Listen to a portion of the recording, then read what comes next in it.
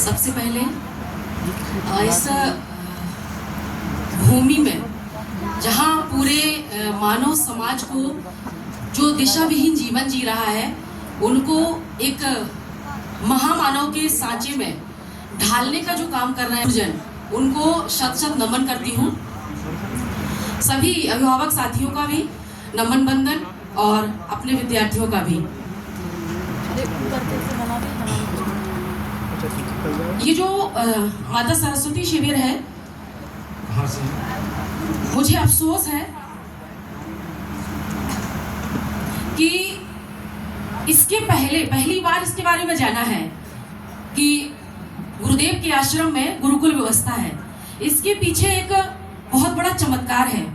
बचपन से एक इच्छा रही थी कि समाज की दुष्प्रवृत्तियां खत्म करनी है। बहुत मध्यम वर्गीय परिवार से और आर्थिक स्थिति भी बिल्कुल सामान्य, किंतु उस बचपन का जो बीज था कि समाज सेवा करनी है, परम पूज्य गुरुदेव जो हमारे परमपिता हैं इस मानव समाज के, उन्होंने उस भावना को उस बचपन में पढ़ लिया था और इसी वजह से उनके आशीर्वाद से ही शिक्षा का क्षेत्र मिला। जब विद्यालय में काम करती थी तो उस मंच पर मतलब उस सर्विस से भी संतुष्ट नहीं थी, लेकिन 10 साल बाद समझ में आया कि गुरुदेव की मर्जी से शिक्षक बनाया गया। तो बच्चों को वही सारी चीजें जो गुरुदेव के विचार हैं उनको भेजने का लगातार प्रयास करती हूँ। दुख यहाँ आकर इस बात का हुआ कि इस माता सरस्वती शिविर के बारे में पता क्यों नहीं था। लेकिन जब पता चला तो एक शिकायत थी, उसमें भी एक जो अभी चमत्कार बोला है कि क्यों हमें ये गुरुदेव ने चिट्ठी दे दी अपनी, अचानक से मिला ये हमें संदेश। बेटा है 1.5 साल से, उसको जब 1.5 साल का हुआ था तोतली आवाज में गायत्री मंत्र बोलना सिखा दिया था और जब समझदार हुआ बोलने लगा अच्छे से तो 3 माला और गुरुदेव की आवाज में 9 मिनट की साधना ये लगातार चल रही है। तो गुरुदेव ने कहा है कि बेटा आप हमारा काम करोगे तो हम आपका काम करेंगे।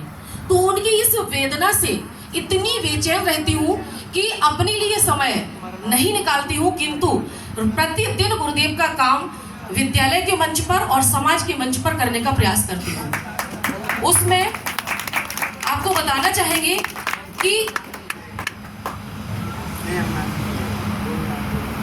आओ गढ़े संस्कारवान पीढ़ी मध्य प्रदेश में जिला टीकमगढ़ है, वहां गुरुदेव के आशीर्वाद से इसका जिला समन्वयक बनाया गया।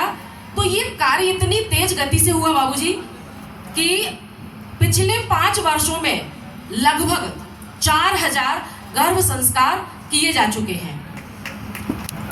तो गुरुदेव ने जब अपना ये कार्य सौंपा है, तो जब यहाँ ये शिविर देखा तो दुख हुआ कि हर व्यक्ति तक गांव-गांव पहुंचने का प्रयास कर रही थी और अगर ये पता होता तो अब तक बहुत सारे विद्यार्थी महामानव बन चुके होते।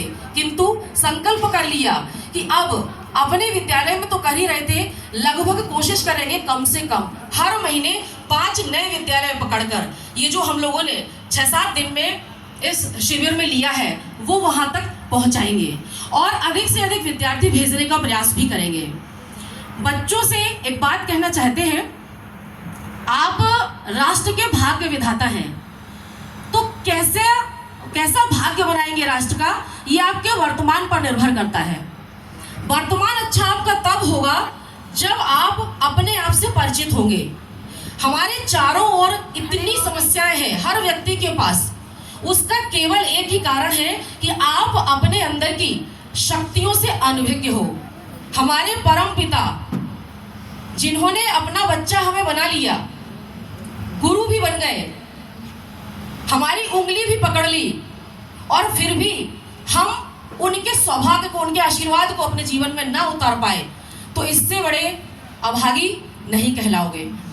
आप ये मान के चलो कि आपको यहां बुलाकर गुरुदेव ने बहुत बड़ी सौगात दी है, तो आपको क्या करना है, जो लगातार यहाँ शिविर में लिया है उसको हल्के में ना लेकर सिर्फ और सिर्फ अपनी शक्ति को जगाने के लिए कम से कम आधा घंटा गायत्री मंत्र जरूर करना। लबालब भर जाओगे ज्ञान से, शक्तियों से, और जब आप अपने आप से परिचित हो जाओगे तो फिर समाज में आप जो आराधना शब्द रोज सुन रहे थे, अपने पुरुषार्थ के माध्यम से गुरुदेव का, समाज का काम कर पाओगे और उनके एक अच्छे बच्चे होने का सौभाग्य प्राप्त कर पाओगे। तो आप लोग जरूर ये गायत्री मंत्र करें। 1 मिनट में 2-3 चमत्कार और बताएंगे आपको। इस गायत्री मंत्र से लगभग 3 से 4 बहनों को 1 साल के अंदर सर्विस मिली है। एक 22 साल की लड़की थी जो मानसिक रूप से विक्षिप्त थी। गुरुदेव की जो वेदना है वो परेशान करती है। उनको देखा और खुद से पूछा और उन्हें उपाय बता दिया, गुरुदेव का ही वो अनुष्ठान कहलाता है। आपकी माता पिता जानते हैं उन सब चीजों को, बच्चे नहीं जानते होंगे। तो अनुष्ठान यानी 40 मिनट की साधना कह सकते हैं, 1 लाख का अनुष्ठान होता है। 6 महीने में वो लड़की पूरी तरह से हमारे और आपकी तरह स्वस्थ हो गई। ऐसे बहुत सारे चमत्कार गायत्री परिवार वालों के साथ होते हैं। तो आप लोग अपने इस अनमोल जीवन को मूल्यवान बनाएं। बहुत बहुत धन्यवाद।